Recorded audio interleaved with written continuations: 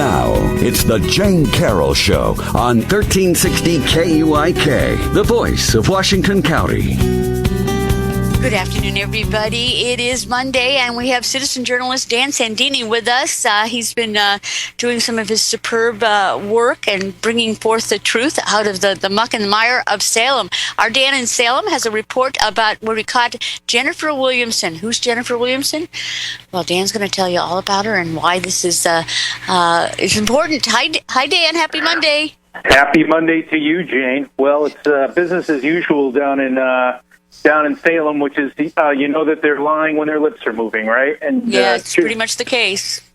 Jennifer Williamson is, and you know, I'm sort of jack of all trades, master of none. So if I make a mistake on the politics, chime in, and Kevin Spirit will keep me straight on the statistics. I know he hasn't found any exception to what I've said, and what I'm saying is this: is that Jennifer Williamson is the House Majority Leader down there in Salem.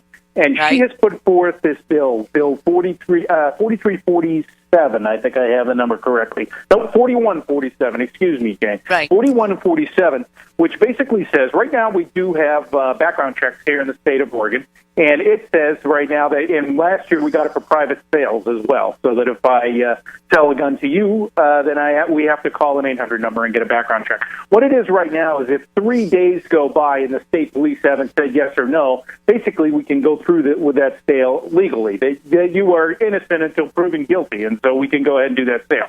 What Jennifer Williamson is proposing is that indefinitely they can hold up your background check. Okay, they can say that that's illegal, that you can't go through with the sale until they come back at you. And by her own testimony, she has said that some of those will take up to 6 months.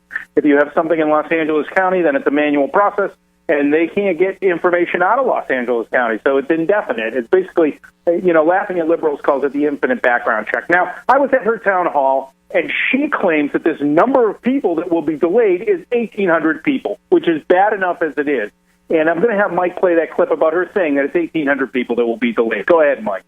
We do 250,000 background checks in Oregon every year. 250,000, which I think is shocking, first of all. But what we're talking about is potentially 1,800 people who would have to wait to get their background checks. So then you can clearly hear her say that it's 1,800 people that are going to have to wait for their background check right there. Right. And the problem with her numbers is that she's lying. She's lying, and she knows she's lying, because during her testimony last week down at the Oregon State Capitol, so this bill 4347 came up for 4147. Excuse me, and I got to get the number right. It came up for a hearing in Jeff Barker's House Committee on Judicial. He is the chair of that committee.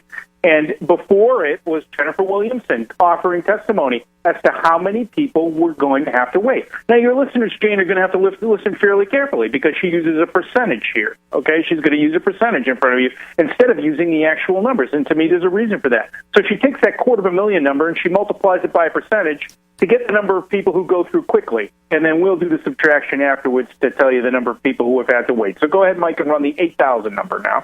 I want to share with you just a few numbers from the Oregon State Police to help put this bill in perspective. In 2015, the Oregon State Police conducted more than 250,000 background checks for gun sales. 96.8% of those checks were completed within 5 minutes. So she's saying that 96.8% of the checks went through fine.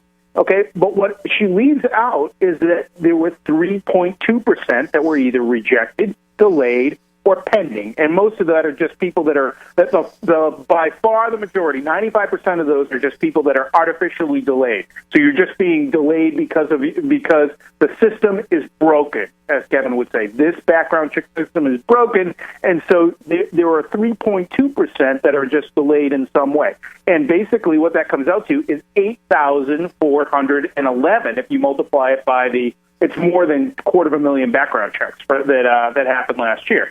So at her town hall, which is the first clip that we played, she is saying 1,800. The real number that she's using in front of Jeff Barker in the committee is 8,000, but she's not saying the 8,000 number because she knows that will sound not artificially large. It will sound large, which it is large. And Kevin claims that those numbers are underinflated by the state police, but that is the state police number. The 8,000 number. A 3% sounds like nothing, so that's why they write it like that, because it sounds better than clearly the 8,000.